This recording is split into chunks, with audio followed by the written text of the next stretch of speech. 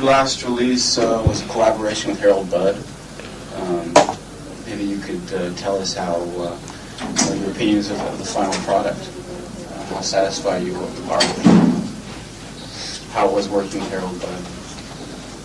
It was alright. Yeah, it was alright. Yeah, it is a collaboration, and it's not a Cocteau Twins LP. Not to be seen as a sort of Cocteau Twins record, I don't think. It's just. I mean, it's just out here, and we're here at the moment, so it looks like it's sort of part of the same thing, but it's just really coincidence. It's just a thing that we've done on the side, a separate project sort of thing. Maybe you can give your opinions on what you thought of it. It's alright, it's good in places. It's not so good in other places. But, I mean, it doesn't really matter what we think of it. Of course it does, don't be stupid. Well, I mean, yeah, we wouldn't put it out. We wouldn't put it out if we didn't like it, would we? Mm-hmm. We wouldn't put it out. Okay, how was it working with Harold Budd? He was lovely. That's yeah. Is he somebody you'd always wanted to work with? No, I mean, we didn't really know anything about him. Well, not very much anyway. He didn't know very much about us. Mm-hmm. The way that we were sort of brought together was through a TV company who wanted to make a sort of documentary of us, like maybe a series of documentaries of different people from different places in music working together. And we sort of got together with them that way, but then the TV company sort of pulled out, but we just decided just to do it anyway. He came over to London and stayed with us for like a couple of weeks in our studio, and we just potted about in there, and what's come out is the result of what we did. You know, it was a really casual kind of thing, really. Yeah. But that's the way we like to work, and he did the same, so it was good to work with him. Collaborations in the works, or any? No, I think it's about time we did something ourselves. So why are you together? Sorry? Why are you together? I want it. Thank you. Get a picture, you're facing the same direction, I suppose. じゃあ共作したい人っていうね。People you'd like to work with, just out of curiosity. Well, as I say, we'd like to do something ourselves because we haven't done anything ourselves really for a while. I mean, I think if you want to work with loads of different people and you don't want to work with each other, it must say something, you know, that you don't really enjoy what you do. You're desperately trying to do something else all the time, you know, which isn't the case at all. We're quite happy to just carry on ourselves. You know, we didn't really want to make such a big thing of this record. That's why we've released it, and it doesn't say Cocteau Twins on it anywhere, because we don't sort of see it as a new Cocteau Twins record or anything like that. Doesn't mean that, you know, doesn't mean that is the kind of direction we'd go in or anything. It's just a collaboration with him that worked out like that, and the next thing we do will be totally different from that again, because that's the way we like to work. You said the next thing will be different, but what do you have in mind? We'll never have anything in mind. No, ever. By default, the next record we make will be different because we'll be in a different frame of mind then. Because the way we work, we don't write songs in advance of going into the studio. We make them up as we go along. So, you know, it just will be different. Yeah. I mean, we don't create records. We'd never go into the studio within mind saying, oh yes, let's make this one different to the last one. We just make it how we feel is right at the time. But I mean, looking over the last sort of 4 years or whatever, it's like they've all been different, you know. So I think we can quite safely say that the next one will probably be different just because of what's happened in the past. But it's not a conscious thing. We never like to sort of consciously make any decisions at all, probably. The songs basically come about spontaneously, as opposed to say like, well, the record company says that, you know, an album's due out in 3 months. Okay, let's start writing music. is it more spontaneous, or are you stimulated by that sort of a pressure? It's all or deadline? spontaneous. Yeah, I mean, this sort of situation we're in is like we make records when we want. We don't have any pressure to do anything when we don't want to do it. Our record companies, the appeals to put the records out. That's the way it sort of works, really, isn't it? How about, like, say, deadlines you set yourself, like you start getting kind of antsy after a while because you haven't made a record in a while, and so that... Well, generally we don't really sort of stop. Well, you know, we're in the studio. When you're working live and you've got records to do as well, you tend to go from one thing to the other and back to the other. You know, we haven't sort of had a break. Because we've got our own studio, it means we can just go in whenever we're not doing anything else. You know, and you just do songs every day or whatever. And then at a period when you've stopped, you just take a look at what you've got and bring out a record that corresponds with what you want to do. Yeah, you might have sort of 4 or 5 things. If you've got 4 or 5 things you're happy with that go together, you'd may say, oh, we'll put an EP out then or something like that. Or if you've got 10 things that you're sort of happy with after a while, then that would be enough for an LP. But we don't really sit down and say, right, let's record an LP because the record company wants us to, or anything like that.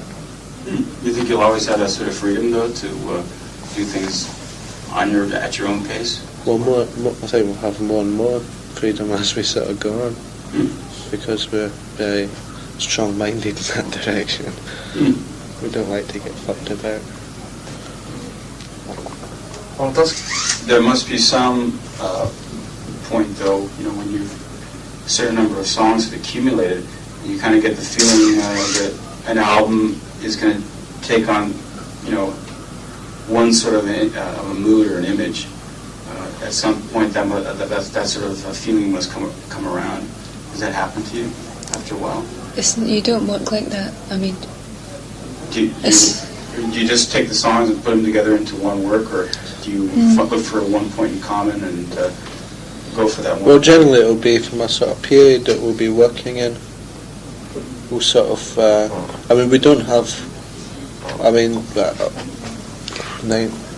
over 95% of things that we've recorded has been released. No, you know, we don't have like songs in the can anywhere, because I mean, we won't have one song that we wrote last year and 3 that we wrote this year on one record. Yeah, they're all be over a from month a sort of period or a week, something like that. So it is just a matter of the songs being written over a certain period, and then chronologically sort of grouped together and then put into one album, one EP or LP.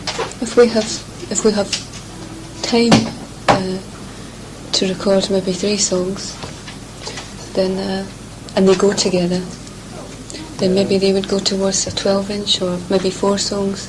But we tend, all the things, everything that comes out as a record, every record we've put out has been recorded over a short amount of time. And that's like one group of songs, it's one record. The next time we go in the studio and work out the next record. We don't like to take things out of, like what he said. Well, that's what they asked for. Do you want a salad? It's a vegetarian. Oh, no, thank you. Excuse me? Well, let's have a look. This most recent one was Victoria Land. Yeah. Sounds quite a bit different because you have no drums this time. Yeah, that's in a similar sort of sense to what we talked about, the one that we did with Harold Budd. That was also, this Victoria Land was also a sort of side thing, in as much as it was just myself and Elizabeth that was on it. We just decided that we wanted to try something that didn't have drums. It's just mostly sort of acoustic guitar and voice, a lot of treatments and things. Yeah, that was just something. We initially recorded a couple of tracks and they turned out sort of okay, so we did some more, and that was that sort of thing.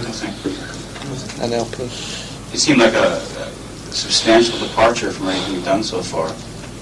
You didn't feel that way, though? Yeah, just another... Yeah, well, it was, but it wasn't like a conscious sort of thing. Let's try and sound different or anything. It was just by nature of the fact that there was sort of no bass and no drums on it, it's going to sound different. But it was just sort of something that we wanted to try just to see what would happen, you know. I think it worked out all right. It was just an idea that came to you. There was no other reason for doing it. There never is. So you just kind of come along. Yeah. Among a lot of the Cocteau Twins fans here in Japan, you hear that the music is almost listened to as sort of a background type thing. No, thank you. Do you want some? No, thank you. Yeah. Like sort of background music. Have you heard any words to that effect? And if so, what do you think of that way of listening to your own mind? Got no control over how people listen to your records. We shouldn't make any demands of fans, if you like. It's not made with that specifically that intention in mind, though, like sort of an ambient music type of thing. No, we make our music primarily to please us, which is sort of selfish, but that's the way it is. I mean, otherwise you would start making records like everybody's songs in the charts and everything. You're sort of making music for a sort of a market, a specific demand or whatever. But that's not really what we do. Stuff in the charts doesn't please you very much, then, huh? Please you? Some of it does, sure. Yeah, some of it pleases me, but I mean... But you wouldn't be interested in kind of getting in on that? Well, making something for mass consumption? Well, I think our stuff should be for mass consumption, personally. But I mean, yeah, sure, I'd like to sort of get our music to as many people as possible, because I think the more people that hear it, the more people might like it. But as long as you sort of stop music, then it's going to be difficult for people to sort of like it. I mean, it stands to reason the more people that hear it, the higher percentage of people that will like it, but, you know, that's just common sense. Yeah, I mean, there's such a thing as a sound, that sells. Yeah. You've never been interested in, like, kind of incorporating, like, just maybe one song like that into one of your albums? Well, no, I mean, if anything like that ever does happen, it wouldn't be a conscious sort of thing, you know what I mean? Just it hasn't never... I mean, what's the sound anyway? It changes every week. Yeah. And if you tried to write a hit song, you wouldn't know what to do. Can you ever envision yourself becoming the flavor of the charts? I don't really care. It's not easy enough for those sort of people. As I said, primarily we make our music to please us, and everything else that comes after that, it's great. I mean, if lots of people run out and buy our records, if lots of people like it, if they like it to listen to as background music, or if they like to pay attention to it, that's really good as well. But no matter no matter how people take it, it's not going to affect the way that we make our music, if you know what I mean. Yeah. How about the way other people evaluate your records? You say you make the records made to please yourselves. Does the input from others, fans, critics, does that mean anything to you at all? Well, it doesn't affect the way. Yeah, sure. You get pissed off if you read a sort of bad review that's obviously sort of approaching your music from the wrong sort of angle of what you see. So you get pissed off. But I mean, if you accepted what everybody said in criticism of your records and tried to change them to please them, you'd be a bit of you'd be really stupid. And also you'd be well fucked up because everybody says something and different. And you still wouldn't be, you still wouldn't be pleasing everyone, especially not yourself. So. Has anything ever really affected you when you say criticism, constructive or otherwise? You can never let it affect you that badly that you sort of... Well, one thing, which is a common one that a lot of journalists bring up if they've followed what people have said about us in the past, is one review. It was a really good review, it was over the top, but it sort of went too far, and it started sort of suggesting that our music was like the voice of God or whatever, right? And that really sort of pissed me off, because if I was to read that about somebody else, I'd just think, forget it. No way can it be sort of anything like that. So that's not us getting pissed off at a bad review. That's us getting pissed off at a good review, because it's too sort of unbelievable, and it could affect the way how people could sort of. Because anybody sort of reads that about a record, runs out and buys it, so they're going to be disappointed, aren't they? It's not the voice of God. I mean, ideally, you shouldn't really read your own reviews, but you just can't help it sometimes. It'd be great not to sort of have to read them. Yeah. Not to sort of have a secret desire to find out what they think about you. Is the press in the UK kindly disposed towards you guys? I wouldn't say so. I mean, it goes up and down. There's some people who like us, and there's a vast majority who just don't like us. What don't they like about us? I don't know. I think it's because we're not doing the same as what everybody else is doing. I mean, they seem to. But they find it difficult to sort of pigeonhole what we do. Plus, we don't. We don't tell them. We don't sort of speak to them very often. So. And when we do, they think we're just being awkward because we can't answer the questions Yeah, they want us to answer. The press and everywhere except the UK is like very informative. People want to know about things. It's very factual and everything. In the UK, you can do a whole interview and not talk about music once. They want to know all about your personal politics. They want to know what you think the meaning of life is. And So they're so used to interviewing people in groups who generally love talking about themselves and about this and that. And when they come up against somebody who's like not really that interested in I don't see what makes talking about themselves, they think you're just being. I can't understand awkward. The fact that I play music. Why does that make my opinion on politics any more valid than sort of anybody else? But at the same time, they're all too willing to sort of take what you say and put it in print and make you an example. As if it's supposed to be impressive. You know what I mean? If I wanted that sort of thing, I'd be a politician, you know what I mean? I don't see what, because I can play guitar, it makes my opinion about anything, more valid than somebody else. Well, I think that, any celebrity, regardless of whether he does music or acting, is sort of considered to be an opinion leader of sorts, a person who influences others' views. Yeah, but so maybe that's don't you find that a bit sort of strange? Well, I mean, seeing as how you don't maybe have a degree in political science from a prestigious university, maybe. But just because you're in a group doesn't mean you want to be a celebrity. Classical musicians weren't celebrities. They just got on with their own gear, and people either liked it or didn't like it and appreciated it for the music, not for what they thought about, this and that. Why are you a celebrity? Because you choose to do something musical. Just because 99% of the other people that do it are doing it to be a celebrity. When you say you're not, they think you're just bullshit. Well, I guess you can't put yourself in the public eye. Well, consciously we don't. Consciously, because of course we have to do interviews, and because there is no other way that anybody's discovered yet of getting your music across. Otherwise, other than doing tours, bringing out records, we and just doing do interviews. not get radio airplay. We're very loathly going on television. Because we've done television before and it's always been disastrous, so you think, well, once bitten, twice shy. I mean, why sort of make ourselves feel uneasy? So, apart from just releasing records, you've got to do something. Because as I say, I've got no desire for music to be hidden away or anything.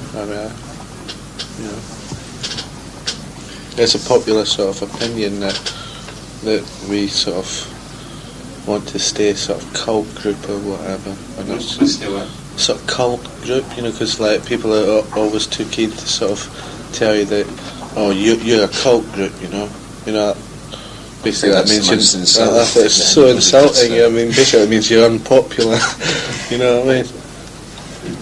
And I think that's terrible. Because I think the music that we make is as valid as the music anybody else makes. But just because It's a bit more valid than that. It's a bit more valid than that. No, but just because you don't want to sort of put yourself forward as a sort of, just because you're not promoting yourself and you're promoting your music. I mean, we try to hide behind our music in a way. I mean, in England and America, it's normal for music to have a face to it. I mean, it just goes part and parcel. If there's a group, there's got to be personalities behind the group. As far as chart music things concerned, too many people are making music purely to get themselves famous.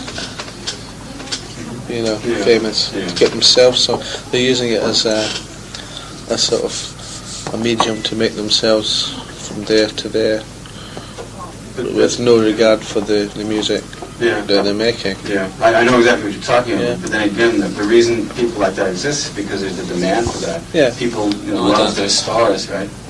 But there's only a demand for it because it's shoved. That's all there is. It's the DJs. There's no alternative. Radio programming and all that. I mean, all it would take was the national stations in all the countries to play a fair representation of different kinds of music during the day and during the evening. That's all it would take for bands like ourselves and other groups to be more popular. That's all it would take. Just like 5 plays a week in daytime radio. It's not even guarantee you that would broaden people's horizons. Well, no doubt about it. Exposure definitely breeds a certain preference for music. I mean, a lot of the times people are not very picky about what they like. And a lot of the time, I mean, we can be selling a lot of records, records, so that you're sort of selling the same amount as people who are sort of very famous and in the charts all the time, but at the same time getting no exposure, no airplay, nothing like that. We're starting off, 100 yards behind everybody else at every situation, because all the records in the charts are the records that you hear all day long on Radio 1. And if you don't get played on Radio 1, you've immediately... basically. You seem to be very bitter about that, then. I mean, not at all. I just think it's a really, really bad thing. Yeah, I mean, it's not just not healthy. It's not just for our music. There's lots of other groups in our position as well. I mean, just because I think the whole system's bad, it's like, doesn't mean I'm... Things that the public get to hear and things that get in the charts are things that basically sort of like lots of men sitting around boardroom tables and everything decide that that's what the public wants and that's what the public gets. Radio programmers and things like that. Because it all sounds the same. Of course, people's standards are, everyone's sort of, excuse me, everyone's sort of, everything's systematically lowered, isn't it? Yeah. Because it's like, I mean, there's this theory going around that sort of, in the next 20 years, people's leisure time is going to, increase and increase, and people aren't going to spend so much time at work and all that. And you would imagine then that they'd have a lot more time to get into music. But I can't see it happening if they just get force-fed the crap that that is happening at the moment. At the same time, if we were to start getting lots of radio, would that mean that we became the crap that you're talking about?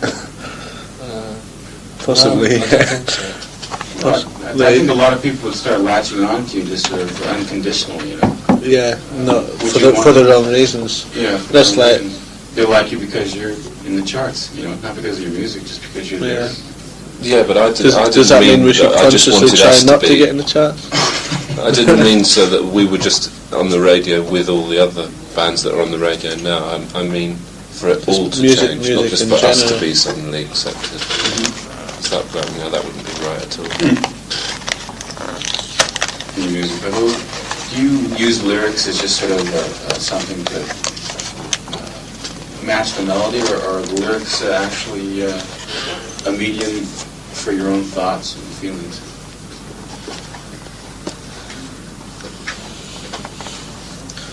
both. Yeah. Elaborate. Maybe I should expand upon. Does it vary from song to song, or do you have one philosophy you basically follow? I think it probably varies.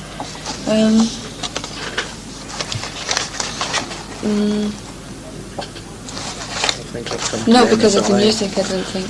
It's just whatever I come up with myself, I suppose. Is it something that just comes spontaneously, or do you spend a lot of time on your lyrics? I don't know if I spend a lot of time. No, I probably don't. But it's written before I get in front of the microphone. It's not. You're spending some time on this. Yeah. You're spending some time. Oh, what bollock. Oh. I mean, it's like when people will describe the way that we work as spontaneous, or we have. It's not spontaneous like the music that's on the record is like the first take or whatever, but it's spontaneous in the sense that we don't write songs. We don't write songs in a sort of traditional sense of like you maybe sitting at the piano and writing a song, or strumming at a guitar, writing a song like that. You know, so it's spontaneous that it's like we usually do a sort of piece of music half a day or whatever in the studio. What you do, like layer by layer there? Yeah, we sort of build things up. It doesn't happen in your mind that you come up with a sound and then come up with another sound to match that and then kind of layer on top of that? Well, it's got to be in your mind as well. No, it's like usually you're not actually thinking about the next thing that's going to go on it until you've done the bit that's on it or that you're doing at the moment. You know what I mean? Mm-hmm. It's like a lot of the time that, let's say, Robin's got the drums together and I'll do some piano or something and we'll record it because I've worked it out into a sort of arrangement. If all goes well, he'll just get a sound that he likes, and the notes, I mean, they're just, in 10 minutes, it's kind of there. He hasn't sort of spent all day thinking about what it's going to be like. Just sort of put your fingers on the guitar and because none of us are very technically minded musically. I mean, musically minded. I mean, I don't know the names of all the notes and the chords and stuff. Because I mean, Simon's starting to master two hands on the piano. I don't think it's that important. I'm starting to master two hands on the guitar. I'm not ashamed to admit that I still don't know where any of the notes on the bass are really. But I've never really been that interested. I've been playing for a long time and I'm not interested because I don't think it's important. It's what sounds right to you, doesn't it? Mm-hmm. Or perhaps if we had more of that sort of musical theory, it might detract from what we do.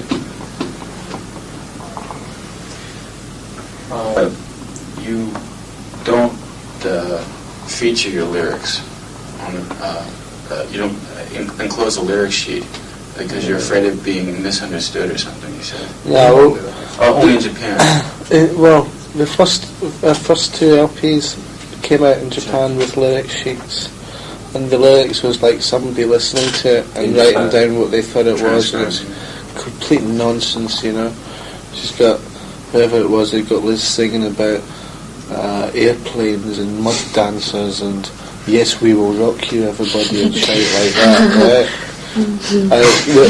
There's just nothing. I'm so sorry. There's just. I mean, the records. There's nothing at all on these first two records. It's records called Garlands and one called Head Over Heels. They've both got lyric sheets. The lyrics are completely wrong. I mean, there's lyrics on the sleeve. On the sleeve, there's some bits of lyrics, and they've not even got them. So why don't you send them by telex or something, like the correct lyrics? Because we didn't want them on at all. I mean, they should have released the records the way that we released it. The same way. You know what I mean? They shouldn't have been changing anything or putting anything in. It's just that it seems like every record up here has a lyric sheet in it. Yeah, it seems to be the way. Yeah. The first we heard about it was when it was actually done, Yeah. rather than them saying, you know, oh, we want to do a lyric sheet, is that possible? Do you know what I mean? They didn't ask us for the lyrics or anything like that. So So they wouldn't have got them. Oh, okay. That takes care of that. Well, if they asked for them now, would you give them? no, Why not? Well, makes It it shouldn't better. be. it's important to me. Yeah, it makes it better for the listener, really, if they can Yeah. actually take something from the record themselves without having to read a sort of a message. And Do you know what I mean? It's like music, or perhaps the Smiths or something like that. You'll have Morrissey, who's got a clear-cut sort of message that he's singing, right? So every person that listens to that listens to what Morrissey's saying, and that's it. They take what he's saying. And perhaps the way that Liz sings and everything, people that listen to it can maybe pick it up in a different way and maybe take something of their own from it, something a bit more personal. I mean, lyrics can sometimes really spoil a song for you, you know, and I don't see why that. I should encourage people to think like that. Well, for somebody who understands almost no English at all, although they can read it, I mean, it's often a big help to have that lyric sheet there, just to have some idea of what... It should be no different whether you can speak English or not. I mean, I don't know. I mean, do you sort of know our music? I'm not that familiar with it, no. Well, it's the last time we were in Japan, right, we played a concert. I said this in the last interview as well, but it was quite fascinating because several people came up at different times after the concert and said, "Oh, that song you played, you know, the one where Liz sung in Japanese, you know, we quite good to hear that she was singing in Japanese. You know, we understood it." And she wasn't. She was singing in English, but it's the way she was singing it, and the words she was singing, it sounded like Japanese, and the people obviously thought it was. And that's brilliant. I think it's great. No, it might have been total nonsense or whatever. You know, it should be the overall thing that people. Do you know what I mean? Get into, not just one specific part. And then again, you have to bear in mind the business side of it. The Japanese record companies are often in competition with importers, record shops that sell imported records. Okay, so they have to add something to the Japanese copy that's going to make it more valuable than its imported counterpart. Okay, people can either go to the import shops and buy the import, or they can buy the Japanese pressing. So generally, if the Japanese record companies are involved, they shouldn't have to. They should be able to limit the imports, and they should also be able to have simultaneous releases so that you can't get the imports before the domestic one comes out. For some reason, it doesn't work that way. It should be. Yeah, I don't think the group. I'm sure for compromise. people like Bruce Springsteen and Madonna and things, that's the case. You know what I mean? Yeah, I'm sure they go out of their way to make that make it the case for them. You shouldn't have to compromise to make it easier for Japanese businessmen. That's Big the thing, Japanese because so many business other do all right people without are... anybody else. Yeah, I think they do quite well for themselves. Okay. So performance here in Japan, the audience just kind of sat back very quietly and watched you as they would a classical concert. Is that the case back home as well, back in the UK, that people kind of sit back and quietly? Can be. It It depends where you varies, play. yeah. I mean, if you play in a place that's all seated, sometimes it'll be like that. Sometimes people stand up, but it's different in every country you go You to. can never predict how an audience is going to be. I mean, we don't know that when we play tomorrow that, you know, people aren't going to make a lot of noise. You just don't know. Do you prefer any way? Do you like the variety of different reactions in different places? Yeah. Yeah. Well, I mean, We don't like the fights much. Not that much? no matter whether people are sort of standing or sitting or whatever, it's nice to see that people are paying They attention. listen. Yeah. One thing that really annoys me is if you play it and you can hear people talking while you're playing. I mean, that shouldn't really annoy me. Well, but that's- you see people sort of like at the bar like this paying no attention to you at all. And that's usually in America. Because you just think, well, why did you come? You obviously didn't come to see us. You obviously came for the pose. Yeah, or to pick up women, or there are a lot of reasons why people go out to see live music. Yeah. Excuse me, man. I'll be back. I'd rather not play people like that. Okay.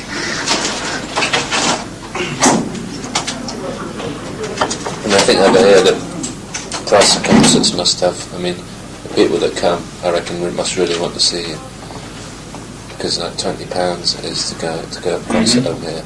You know, and that's 5 times what it costs at home.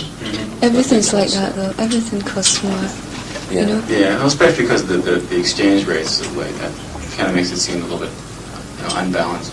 Yeah. It's not quite as expensive as you'd think, but yeah, it is pretty, I guess, expensive compared to what you get there. I mean, yeah, I mean, apart from like America and Britain, people generally go to see a band because they want to see them. Yeah.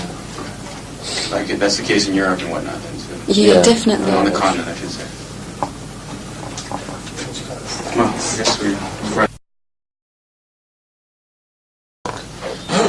You said the next thing will be different. What do you have in mind? We'll never have anything in mind. No, Ever. by We just go by and see. default, the next record we make will be different because we'll be in a different frame of mind and Because the way we work, we don't older, write wiser, songs in advance of going into the studio. We make them up as we go along. So you know, it just will be different. Yeah. I mean, we don't create records. We'd never go into the studio within mind saying, oh yes, let's make this one different to the last one. We just make it how we feel is right at the time.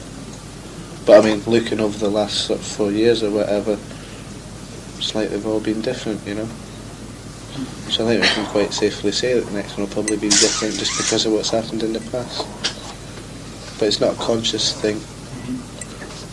We never like to sort of consciously make any decisions at all, probably. The songs basically come about spontaneously. Your last release was a collaboration with Harold Budd. Maybe you could tell us how your opinions of the final product, how satisfied you are with how it was working with Harold Budd. It was alright. Yeah, it was alright. Yeah, it is a collaboration, and It's not a Cocteau Twins LP. not to be seen as a sort of Cocteau Twins record. I don't think it's just. I mean, it's just out here, and we're here at the moment, so it looks like it's sort of part of the same thing, but it's just really coincidence. It's just a thing that we've done on the side, or sort of separate project sort of thing. Maybe you give your opinions on what you thought of it. It's alright. It's good in places. It's not so good in other places. But I mean, it doesn't really matter what we think of it. Of course it does. Don't be stupid. Well, I mean, yeah, we wouldn't put it out. We wouldn't put it out if we didn't like it, would we? Mm-hmm. We wouldn't put it out. Okay, how would I wanted it. Thank you. Get a picture of you facing the same direction, I suppose. じゃあ共作したい人っていう People you'd like to work with, just out of curiosity. Well, as I say, we'd like to do something ourselves because we haven't done anything ourselves really for a while. I mean, I think if you want to work with loads of different people and you don't want to work with each other, it must say something, you know, that you don't really enjoy what you do. You're desperately trying to do something else all the time, you know, No, which isn't the case. We're quite happy to just carry on ourselves. You know, we didn't really want to make such a big thing of this thing with Harold. record. That's why we've released it, and it doesn't say Cocteau Twins on it anywhere, because we don't sort of see it as a new Cocteau Twins record or anything like that. It doesn't mean that, you know, Doesn't mean that is the kind of direction we'd go in or anything.